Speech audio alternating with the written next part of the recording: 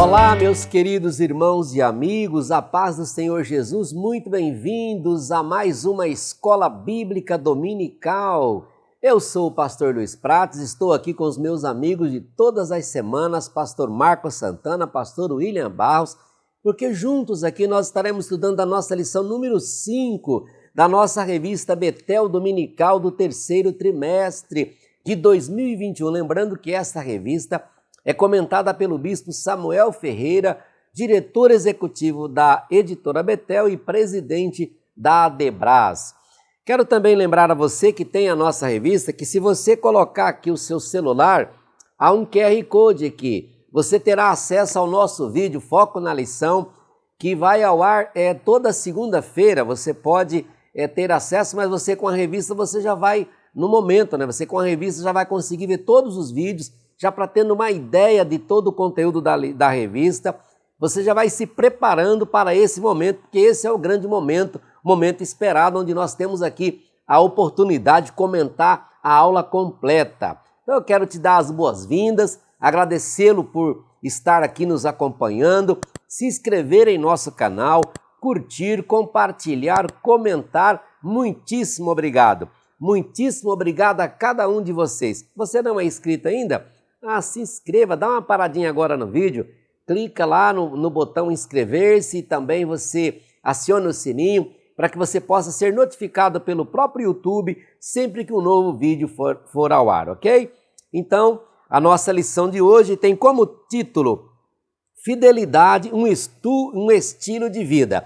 O texto áureo desta lição está no Salmo 31, verso 23, que diz: Amai ao Senhor, vós todos os que sois seus santos, porque o Senhor guarda os fiéis e retribui com abundância aos soberbos. A nossa verdade aplicada é esta: ser fiel a Deus não nos isenta das provações, mas nos permite crescer na fé e no conhecimento do Senhor, testemunhando a sua provisão. Nossos objetivos são esses: ensinar a necessidade de tornar uma firme decisão, enfatizar a importância de termos uma postura corajosa diante das provações e mostrar que nossas fornalhas evidenciam nossa fé e revelam o poder de Deus. Esses objetivos, nós vamos trabalhar eles agora, pastor Marcos e pastor William, estão trabalhando exatamente, respondendo a esses objetivos. É muito importante a você, professor, considerar isto. A aula precisa atender os objetivos da lição, ok? E o texto bíblico de referência utilizado pelo comentarista, livro do profeta Daniel, capítulo 3, versículos 14, 16, 17 e 18. Pastor Marcos Santana estará fazendo uma oração e logo na sequência ele estará entrando já no ponto 1 da nossa revista, Uma Firme Decisão. Meus amigos, Deus abençoe mais uma vez, muito obrigado, viu? A paz do Senhor Jesus. Vamos então a um momento de oração. A paz do Senhor, pastor Prates, pastor William Barros, todos os irmãos que estão conosco, convido agora a todos para estarmos em oração.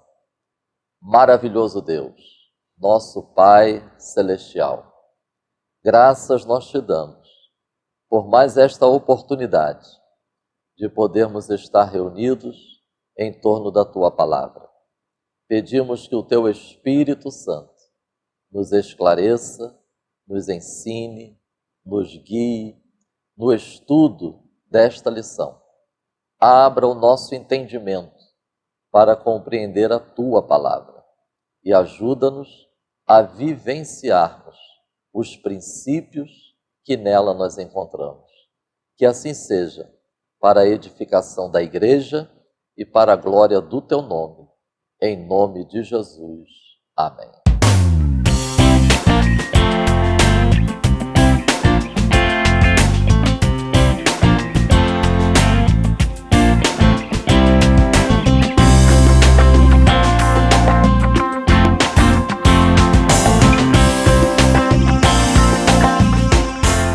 Irmãos, conectando a lição de hoje com o tema do trimestre, e eu sugiro que estejamos sempre fazendo isto em cada lição, podemos dizer que no enfrentamento das batalhas, das adversidades, das aflições da vida, como está no tema do trimestre, é possível e necessário, como vimos na lição 1, crescimento e aperfeiçoamento.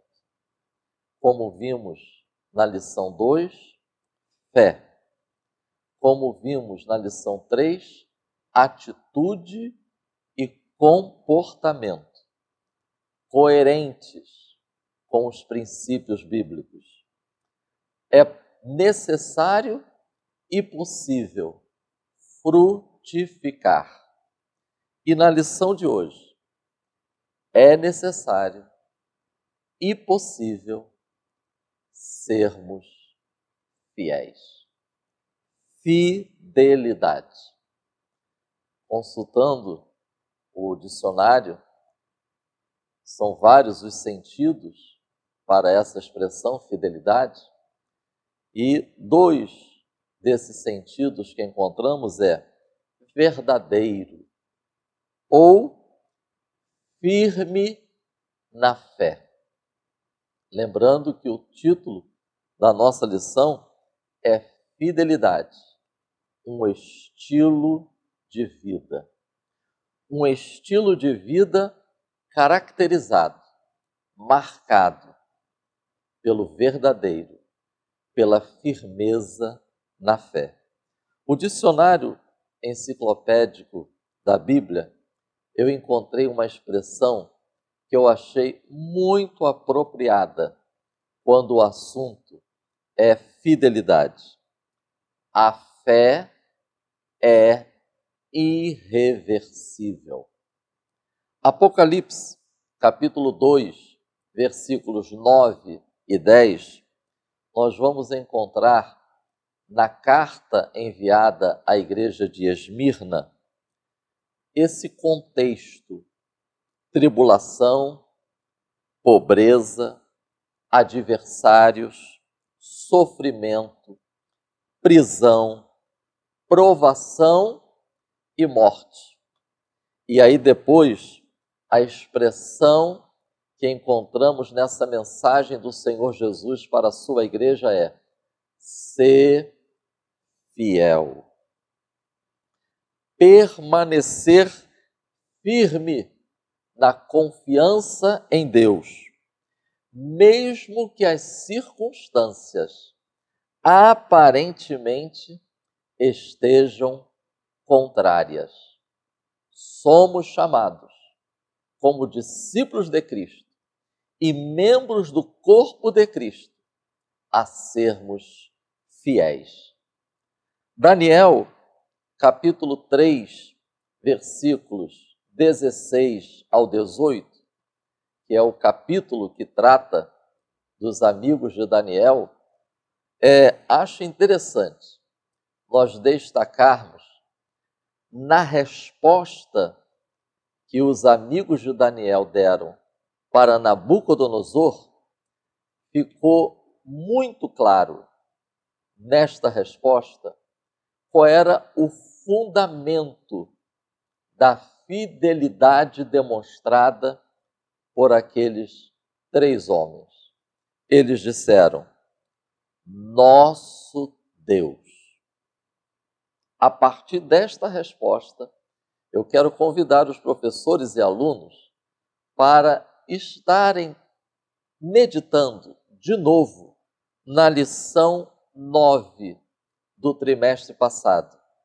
Porque na lição 9 do trimestre passado, tratamos sobre a fidelidade de Deus. E eis aí o nosso fundamento, eis aí a nossa segurança para permanecermos fiéis.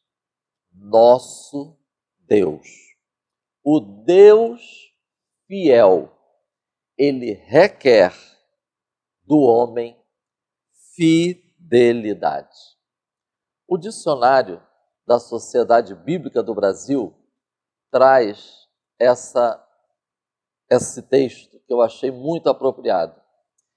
Fiel era o nome geral e favorito na igreja primitiva para denotar as pessoas batizadas. Sendo assim, vamos para o tópico 1 da nossa lição, que trata sobre este tema, uma firme decisão. Lembrando, irmãos, que o tópico 1 da nossa lição, ele está baseado no capítulo 1 do livro do profeta Daniel. Ou seja, ainda não está tratando, propriamente dito, dos amigos de Daniel na fornalha de fogo, mas está tratando sobre a chegada deles até Babilônia. Resumindo os subtópicos do tópico 1, eu quero propor estas seguintes ideias. Tópico 1.1, um chamado para ser diferente. Tópico 1.2, pressionados pelo mundanismo. E o tópico 1.3, responsabilidade pessoal. Uma sugestão que eu deixo também para os irmãos: não deixem de verificar o vídeo da aula que está aí no canal da Betel, de 13 de setembro de 2020, quando o título da lição foi Enfrentando as Fornalhas da Vida. Os irmãos poderão ter uma noção interessante do contexto histórico e espiritual quando estudamos esta lição em setembro do ano passado. Como estamos no capítulo 1 de Daniel, quero convidar os irmãos para analisarmos os 3 itens desse tópico 1, já mencionados anteriormente, à luz de alguns aspectos do contexto que nós podemos dizer que faz parte de Daniel, capítulo 3. Segundo o livro dos Reis, capítulo 24, versículo 14, menciona a deportação promovida por Nabucodonosor quando invade Jerusalém e aí deporta para a Babilônia. E esse versículo menciona 10.000 pessoas. Então, nós vamos encontrar que Daniel e os seus 3 amigos foram para a Babilônia junto com uma multidão. Segundo item interessante, eram descendentes da alta nobreza de Judá. Terceiro, é provável que eles deviam ter entre 12 e 16 anos de idade. Outro detalhe, o texto bíblico vai enfatizar isso. O Senhor entregou. Então foi Deus quem permitiu que o seu povo estivesse sendo conduzido ao cativeiro. Na verdade, nós aprendemos que Deus estava disciplinando o seu povo por intermédio da invasão de Jerusalém e o povo ser levado para o cativeiro. Eles foram transportados para a Babilônia como cativos. Eles passaram por um curso de 3 anos. É como se fosse um verdadeiro curso superior. É como se fosse um curso de formação. Detalhe, eles iam viver no palácio do rei. Daniel, capítulo 1, versículo 6. Acho muito interessante essa expressão que nós encontramos, porque nós não estamos falando aqui, pastor Prates e pastor William, de uma fidelidade enclausurada. A gente não está falando de um estilo de vida que está separado do contexto social no qual a pessoa vive. Nós não estamos falando aqui de alguém que está alheio ao contexto social no qual está inserido. Não é uma fidelidade que está alijada, que é marginal, porque Daniel 1,6 diz assim: e entre eles se achavam. Então, o Daniel e os seus 3 amigos estavam inseridos naquela multidão. O tópico 1.1 é um chamado para ser diferente, a partir do que nós acabamos de ver. Não confunda ser diferente com desprezo ou indiferença em relação ao conhecimento. Isso é muito importante, porque a nossa lição vai enfatizar, e o texto bíblico também enfatiza isso, que fala de cuidado pessoal, fala de competência. Eram jovens que tinham capacidades, habilidades, tato para lidar com a corte e eram pessoas de confiança. Quando eu estava estudando, eu quero destacar isso. Evidentemente que não eram apenas Daniel e seus amigos que estavam lá, era um grupo muito grande de pessoas. É possível que alguém diga assim: mas outros poderiam também possuir tais qualidades. E é possível, com certeza. Não são apenas pessoas comprometidas com Deus que têm cuidado pessoal, competência e são pessoas de confiança. Então a pergunta é: onde está a diferença? A fé em Deus é que faz a diferença. A aliança que eles tinham com Deus, o comprometimento com a vontade de Deus interferia em todas as áreas da vida daqueles jovens. O texto 1.1 vai destacar isso. Nos dias de hoje não é diferente. Espiritualmente falando, a vida cristã nos permite adquirir conhecimento e sabedoria para um estilo de vida saudável através da leitura e prática da palavra de Deus.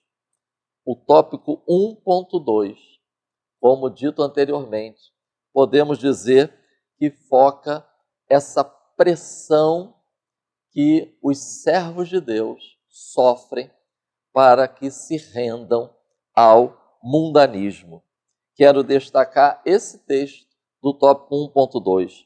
A mudança de nome era uma tentativa de integrar os jovens cativos à religião pagã de seu novo ambiente social. Ou seja, tentativas de envolvê-los na cultura pagã. Religião, costumes. Evidente que a gente não pode aprofundar muito esse tema, mas talvez valeria a pena, porque é muito comum no meio das Assembleias de Deus a gente comentar sobre essas duas coisas, doutrina e costumes.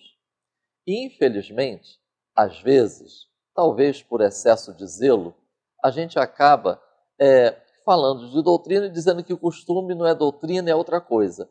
Mas lembremos-nos de um detalhe importante. Os bons costumes acompanham a doutrina sã, bíblica, na Igreja do Senhor Jesus. Não desprezemos por completo a questão dos costumes. Existem hoje, como no passado, tentativas de descaracterizar os servos de Deus, os discípulos de Cristo, fazendo-os mudar em relação àquilo que constitui a qualidade distintiva dos servos de Deus, como naquela época. Eles estavam passando ali por uma verdadeira imersão na cultura caldaica. Tratava-se de literatura politeísta. Eles estavam estudando sobre magia, feitiçaria, encantamentos, astrologia, matemática, fórmulas e etc. Ou seja, eram jovens que passaram a compreender os pressupostos culturais dos que os cercavam. Assim também hoje, precisamos buscar compreender o contexto religioso e cultural de nosso século, para melhor comunicar a mensagem do Evangelho. Deixo para a meditação dos irmãos 1 de João, capítulo 2, versículos 15 a 17. João, capítulo 17, versículos 14 e 16. Efésios, capítulo 4, versículo 17. Contextualizados, sim, mas não contaminados. E o tópico 1.3, quero destacar essa expressão, responsabilidade pessoal. O texto diz, no entanto, a firme decisão de Daniel e seus companheiros em não se contaminar com as iguarias do rei nos ensina que não devemos abrir mão dos princípios estabelecidos na palavra de Deus. Eis aí, meus irmãos, um exemplo da relevância de possuir um sólido e bem estruturado sistema de crenças e valores. E é o que nós encontramos nessa experiência de Daniel e os seus amigos. A fé, a aliança com Deus, comprometimento com a vontade de Deus. Itens que nós falamos no tópico 1.1. Isso interfere. Agora, atenção, interfere em todas as áreas da nossa vida. Mas atenção, tem consequências. E essas consequências são variadas. Inveja, perseguição, ameaça, livramentos, morte, vitória. É muito importante que nós encontramos na palavra de Deus expressões que indicam a parte humana no viver cristão de fidelidade. Textos que nos ajudam a destacarmos a parte humana. 1 de João, capítulo 2, versículo 6. Se estou nele, ou seja, em Cristo, devo andar como ele andou. Gálatas, capítulo 5, versículo 25. Se fomos vivificados, e o discípulo de Cristo foi, pelo Espírito Santo, então andemos em espírito, que nos vivificou.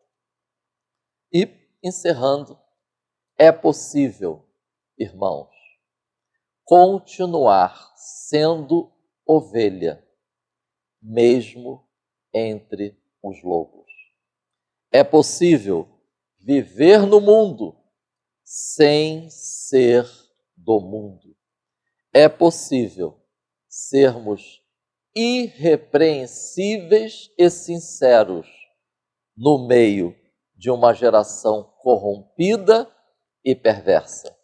É possível porque nascemos de novo, é possível porque somos templo do Espírito Santo e a graça do Senhor é sobre nós.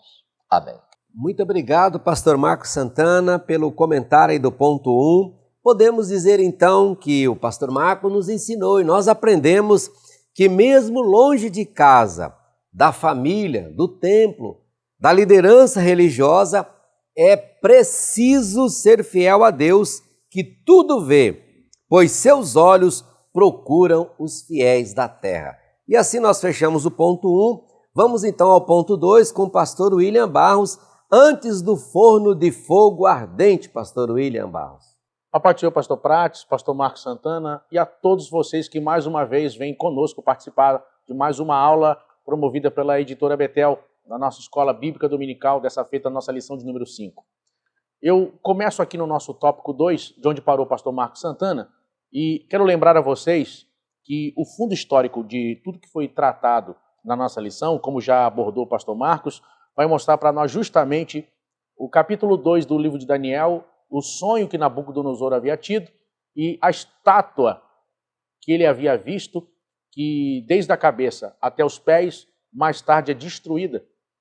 E um grande monte se levanta no seu lugar, apontando para todos os reinos gentílicos até finalmente a implantação do reino de Deus. Quando nós olhamos o capítulo 3, Nabucodonosor, que havia sido figurado na visão da estátua com uma cabeça de ouro, manda fazer uma estátua, conforme nossa lição introduz no tópico 2, de quase 30 metros de altura, toda ela de ouro. Ou seja, fica nítido o desejo humano de se perpetuar, ou seja, de não passar, de não ser apenas transitório e de buscar assim a sua exaltação plena. E aí, isso vai criar para nós justamente toda a história, tudo que acontece aqui com as lições próprias que nós vamos extrair do nosso tópico 2. Nós vemos aqui no tópico 2.1 sobre uma acusação. E aqui eu quero frisar alguns pontos. Vejam, o fundo histórico todos aqui conhecem. Ele havia erigido aquela estátua enorme de ouro, havia conclamado para que todos viessem para se curvar e adorar a estátua, que era uma figura da sua própria exaltação pessoal, do rei Nabucodonosor, e havia orquestra, tudo preparado, todos os instrumentos sendo tocados, e todos, de uma forma oficial, com ordem governamental, se curvariam de forma religiosa para poder se curvar e adorar a estátua feita por Nabucodonosor. Esse é o fundo histórico. Sadraque, Mesaque e Abednego, ou Ananias, Misael e Azarias, não se curvam e são, nessa hora, anotados como os únicos que não haviam se curvado diante da estátua de Nabucodonosor. E o nosso tópico 2.1 fala sobre uma acusação. Eu quero tocar em alguns pontos aqui, frisando, inclusive, algumas partes que o pastor Marcos Santana, inclusive, passou aqui falando também. Número 1, uma lição que eu acredito que todos nós podemos tirar é o seguinte: quando nós enxergamos essa passagem do capítulo 3 de Daniel sobre a estátua em si e a obrigatoriedade de todos se curvarem com um dito governamental, fica implícito para nós e explícito ao mesmo tempo um sistema geral de submissão implantado na sociedade. Ou seja, a busca de um padrão de comportamento coletivo pré-estabelecido, com práticas políticas e religiosas que afastavam a sociedade de Deus, do Deus verdadeiro e da Bíblia Sagrada. Vejam que todos teriam que se curvar, era uma ordem de governo. E quem não se curvasse já tinha uma sentença de morte decretada para o tal. Tanto é que havia uma fornalha de fogo ardente já preparada para aqueles que não se curvassem. Ou seja, não era apenas um decreto, era também uma ameaça de morte. Todos teriam que obedecer, e quem não obedecer seria morto e exterminado. Nós, olhando para essa passagem, precisamos tirar disso uma lição para nós importante. Nós também vivemos numa sociedade que jaz no maligno, conforme nos ensina a palavra de Deus. E seus padrões estabelecidos de comportamento também visam nos afastar dos princípios elementares e fundamentais da palavra de Deus. E isso tudo está sendo popularizado hoje de uma forma plena em todas as camadas da sociedade, em todos os níveis sociais, em todas as faixas etárias de idade, através de seriados, filmes, em sala de aula em colégios e cursos e faculdades, em redes sociais, onde se busca a padronização de um pensamento único coletivo. Ou seja, nós já vemos agora a preparação do mundo, por exemplo, para a chegada do anticristo, de uma mentalidade global, única, que se pré-estabelece na sociedade, onde os consensos, e como Paulo vai escrever, a partir dos pseudodoutores, né? Doutores segundo as suas próprias concupiscências. É o que nós estamos vendo agora no mundo. Queridos, eu quero lembrar a você que assiste essa aula agora, que nós estamos do mundo, mas nós não somos do mundo. Nós estamos no mundo, mas precisamos refletir aqui agora, nesse momento. O que significa para nós, na nossa vida diária, palavras como sexo, dinheiro, poder? O que significa para nós palavras como família? O que significa para nós palavras como igreja, aborto, drogas? Sabe, como nós enxergamos estas coisas? muitos de nós correm o grave perigo que aparece na Epístola aos Romanos, no capítulo 12, verso 2, quando Paulo escreve, dizendo aos crentes, que no verso 1 ele diz, rogo-vos, pois, irmãos, ou seja, está falando com a igreja. No verso 2 ele diz, transformai-vos pela renovação do vosso entendimento. Ou seja, ele não está chamando ímpios a serem transformados. Ele estava vendo justamente o grave perigo de pessoas estarem na igreja, servirem a Deus, mas paulatinamente, passo a passo, serem moldadas conforme o Deus desse século e estarem na igreja, mas pensarem como ímpio, como uma pessoa mundana. Sabe? Eu fico estarrecido, pastores. Eu aproveito a aula da escola dominical e aproveito para poder fazer um comentário aqui. Eu fico estarrecido, por exemplo, quando eu vou em aniversários ou festas de casamento, como eu fui recentemente, de filhos de pastores, de filhos de crentes. Chega lá, eu pensei, olha, eu estou numa festa de casamento de crente ou é de ímpio? Chega lá, música do mundo, bebida alcoólica, uísque, vodka, cerveja. Aí as pessoas dizem assim, não, mas é porque tem os parentes, tem os amigos que não são crentes. Mas eu nunca vi ninguém que não é crente falar assim, não, vai vir meu parente que é crente, nós vamos fazer aqui culto, nós não vamos xingar palavrão, nós vamos ter hino, louvor a Deus o dia todo. Sabe, irmãos, até onde a gente serve a Deus, mas a nossa mentalidade é de mundano. Está moldada ao Deus desse século. Eu quero convidar você a refletir nisso. Será que já estamos sendo moldados? Pessoas que estão na igreja, mas são a favor do aborto. Pessoas que são cristãs, mas são a favor da liberação de drogas. Eu já vi, eu participei, pastores, de uma palestra e eu fui desafiado, no bom sentido da palavra, por um líder de juventude da igreja, que me interpelou dizendo por que eu era contra as drogas, se, por exemplo, maconha não é droga, era erva. Eu disse, olha, você está enganado. Qual é a definição de droga?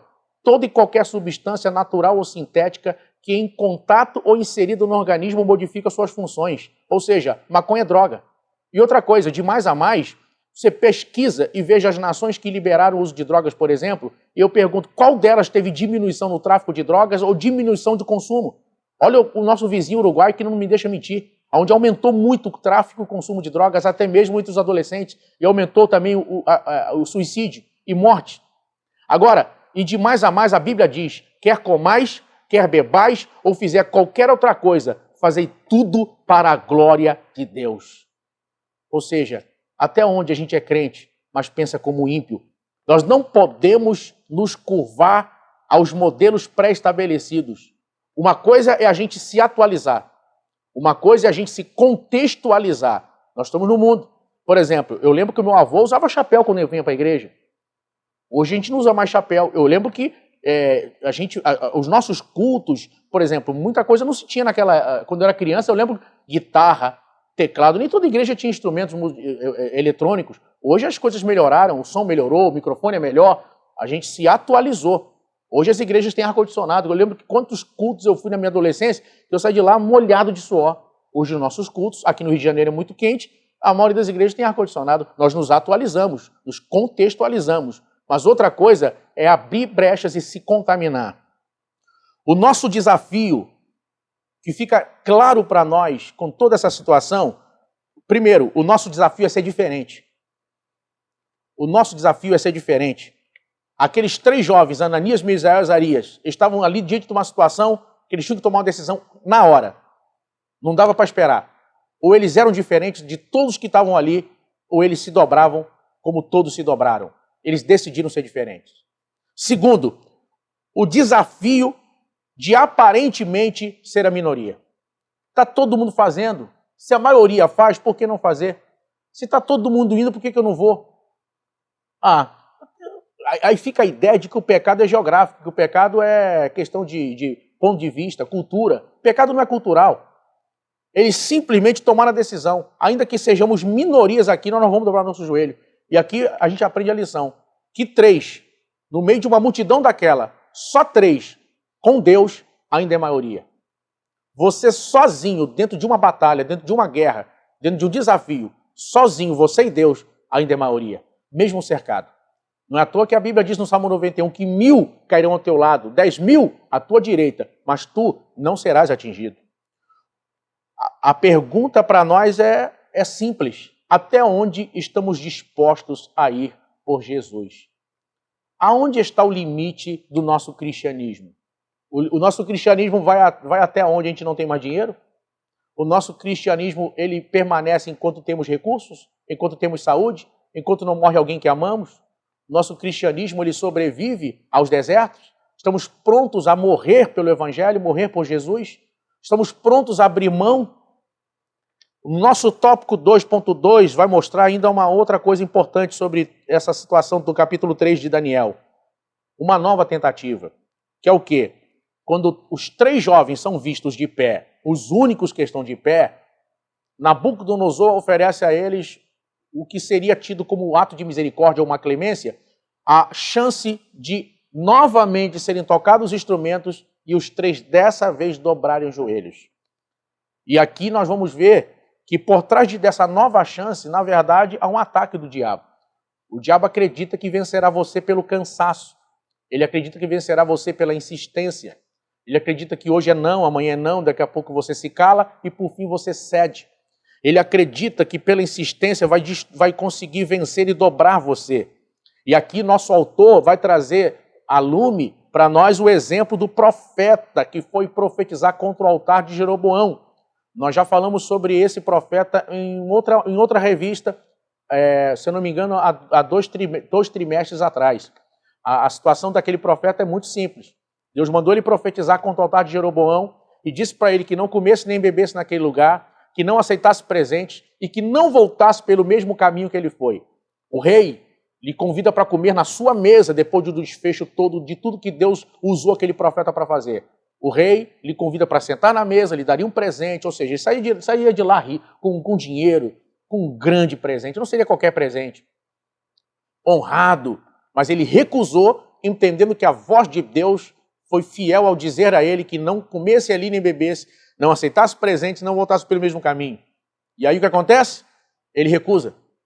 No caminho, um profeta daquela região, a Bíblia denomina de profeta velho, já era um ancião, fica sabendo pelo seu filho o que tinha acontecido e vai atrás daquele profeta. E diz para ele, vem para minha casa comer e beber, vem comigo. Ele diz, não posso. Deus me disse para não comer nem beber aqui, Deus me disse para não voltar pelo mesmo caminho, e Deus me disse para não aceitar presentes. Ele disse, não, mas eu sou profeta igual você, e Deus falou comigo. E vão para minha casa. E não é que ele foi, desobedecendo a voz de Deus? E aí, todos conhecem o desfecho da história. Ele vai acabar recebendo do próprio profeta que mentiu para ele a profecia com a sua morte. E o próprio profeta que mentiu para ele, que profetizou que ele ia morrer, ainda enterrou ele. Olha como é que são as coisas. Ele disse não para o rei, mas acabou dizendo sim para uma falsa profecia, para uma falsa revelação. E acabou custando a sua vida.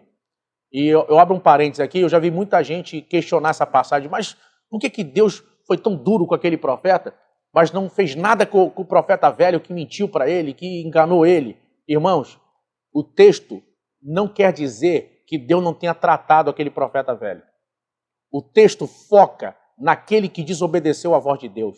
Foca na história daquele profeta que profetizou contra o altar de Jeroboão. É como se Deus estivesse dizendo para mim e para você, não se preocupa com o que eu vou fazer com os outros. Não se preocupa com o erro dos outros. Não é problema seu. Se preocupa de chegar vivo em casa. Se preocupa de não morrer no caminho. Se preocupa de não voltar pelo caminho da desobediência e acertar a tua rota. É isso que Deus está mostrando naquela passagem. O nosso tópico 2.3 vai falar sobre uma postura corajosa da parte dos 3, Ananias, Misael e Azarias. Primeiro, eles não negociaram princípios. Segundo, eles não abriram nenhuma exceção. Eles sabiam que não dá para ser mais ou menos idólatra. Ou você adora a Deus ou é um idólatra. Não dá para ser mais ou menos correto nesse tipo de coisa. Ou eles dobram o joelho e são iguais a todos os outros, ou eles ficam de pé. E eles decidiram não abrir qualquer exceção, decidiram não negociar aquilo que não se negocia. Princípios, valores. O diabo ainda não conseguiu destruir, pastores, alunos e professores, um tipo de pessoa, e esse tipo de pessoa precisa ser eu e você ao terminar essa aula. Já destruiu pessoas inteligentes, pessoas cultas, pessoas ricas, pessoas bonitas, pessoas tidas como sábias, pessoas extremamente usadas na mão de Deus. O único tipo de pessoa que o diabo até hoje não aprendeu a destruir são os decididos.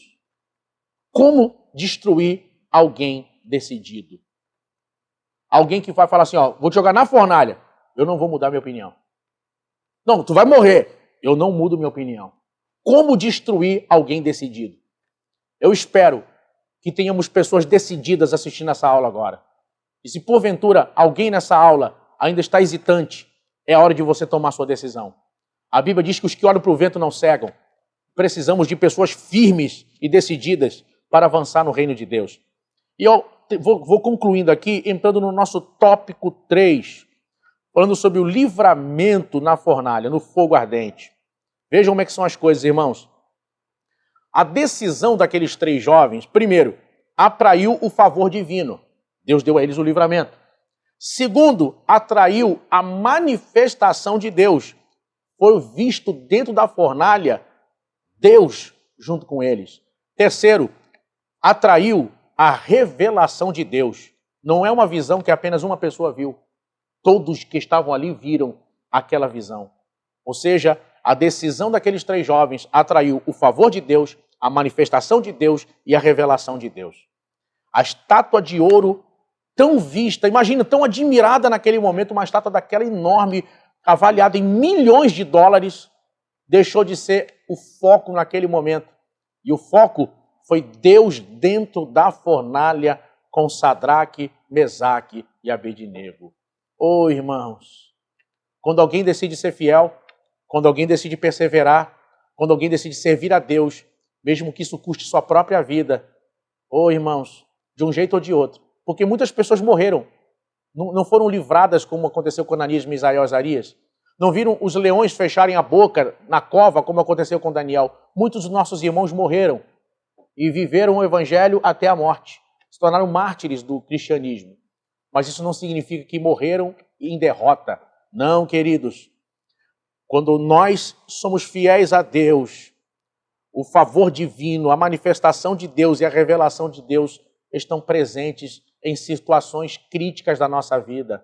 Quem sabe agora, neste exato momento, existe alguém assistindo essa aula que precisa da manifestação de Deus, do livramento de Deus, da revelação de Deus. Quem sabe alguém com um filho problemático, quem sabe alguém agora com a cabeça quente, não sabe como é que vai resolver. E Deus está dizendo para você, não entra nesse jeitinho brasileiro, não entra nesse esquema que estão querendo te colocar. Não aceite coisas dúbias, duvidosas. Você não foi chamado para se contaminar. Fica na posição que Deus te chamou. Pastor, mas estou precisando tanto desse dinheiro, vai ser bom para mim. Mas é errado. Não é bênção. Não é um dinheiro honesto. Não está certo isso. Fica na posição que Deus te colocou. O nosso tópico 3.1 vai mostrar para nós que nenhum dano aconteceu. Ou seja, Deus pode livrar, Deus pode salvar e Deus pode mudar situações. Eu oro que nessa aula, essa palavra seja uma profecia para a sua vida. Que Deus hoje possa livrar você, salvar sua casa, salvar sua família, livrar vocês de situações difíceis e mudar circunstâncias e situações. Porque o Deus de Ananias, Misael e Azarias é o nosso Deus. Que Deus vos abençoe em nome de Jesus. Muito obrigado, pastor William. Muito belíssima aí a conclusão do ponto 2. Como vimos então, o fechamento aí do ponto 2, a certeza que Sadraque, Mesaque e Abednego tinham do livramento divino era formidável. No entanto, mesmo que o Senhor Deus não os livrasse do forno de fogo ardente, eles já haviam tomado a decisão de serem fiéis. É o que o pastor William acabou de nos ensinar aqui nesse ponto 2, já entrando no ponto 3, que o pastor Marcos agora estará fazendo a conclusão e os seus comentários adicionais aí, pastor Marcos, no ponto 3, o livramento no forno de fogo ardente. Quero resumir o tópico 3 com os seus respectivos subtópicos em 3 expressões: preservação, presença e testemunho.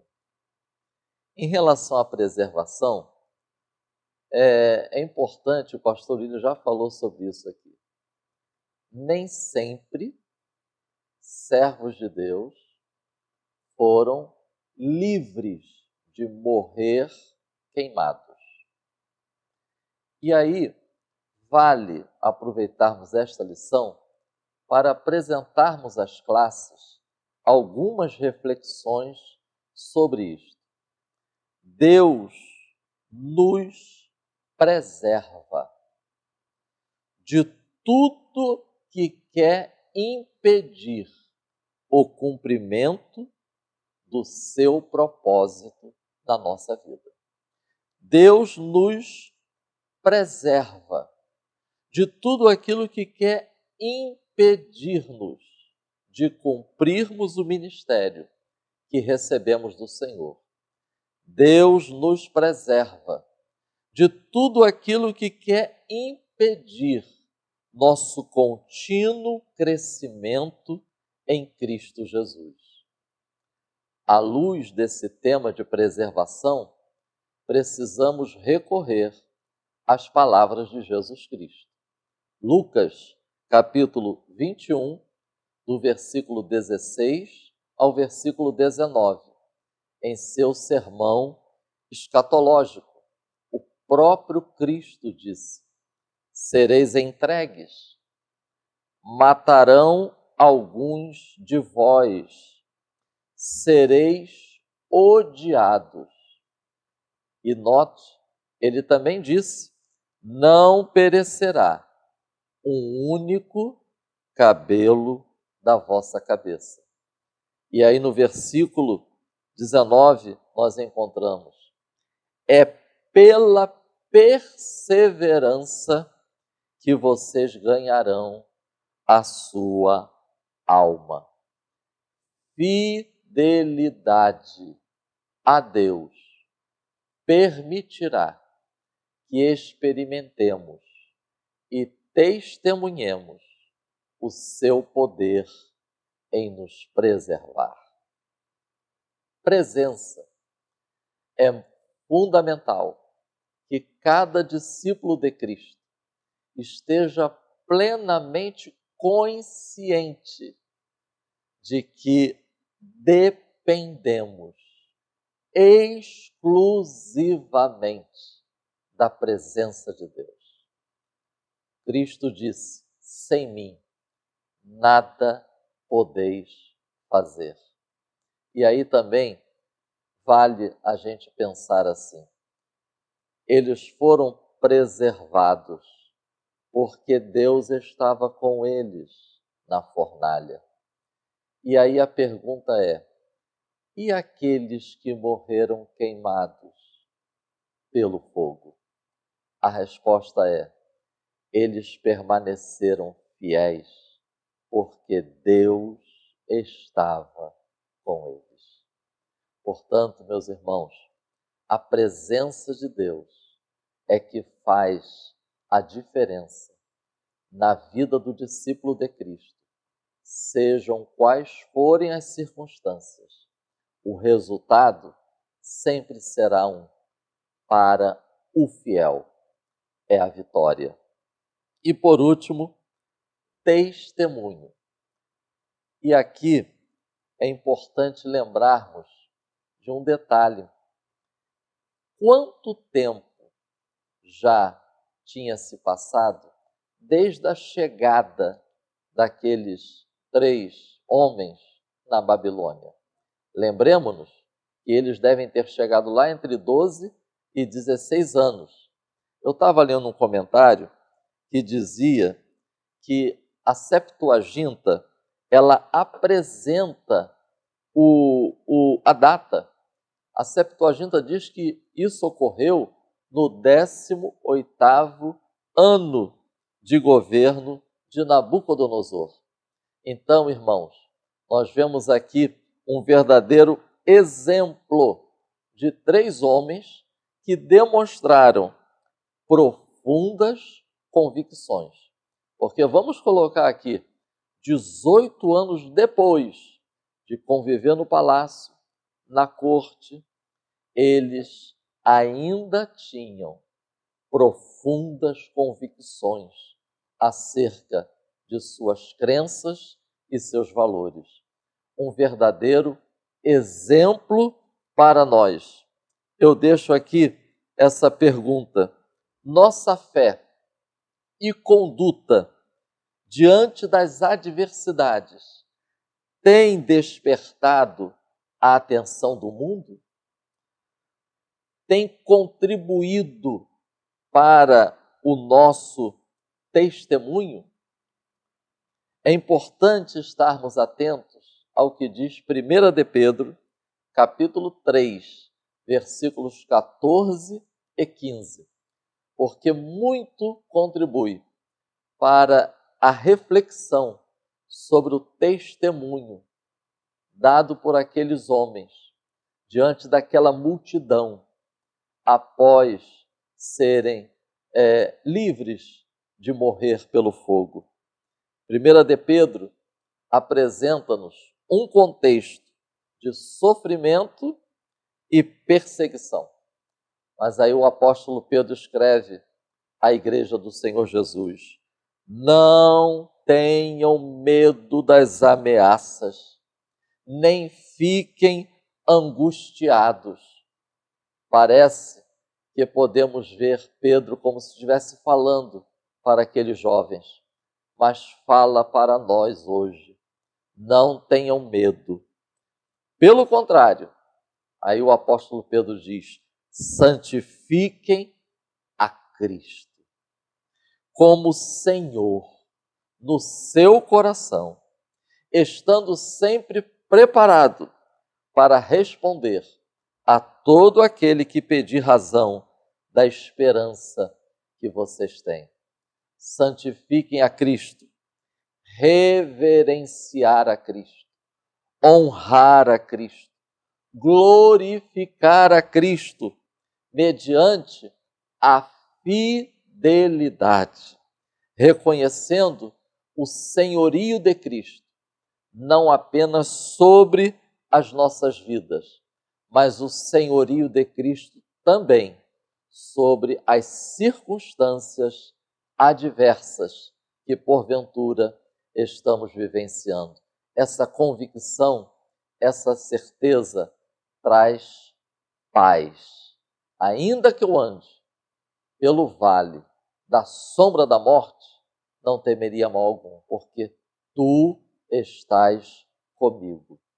Que o Espírito Santo nos ajude a sermos fiéis, a perseverarmos na fé que uma vez foi dada aos santos, para a glória de Deus, até que Cristo venha. Amém. Muito bem, pastor Marcos Santana, brilhante encerramento, como sempre o senhor faz aqui nos fechamentos da nossa lição. Como vimos então aqui no ponto 3, ser fiel a Deus não livrou Sadraque, Mesaque e Abdinego da fúria do rei de serem lançados no forno de fogo ardente. No entanto, a firme decisão deles desencadeou uma série de manifestações importantes e extraordinárias. E assim, nós encerramos essa lição. Agradeço a você que continuou conosco até agora, que nos acompanha, faz as anotações. Quero dizer a você que é importante você ter a revista física. Temos também o nosso livro de apoio, é muito importante.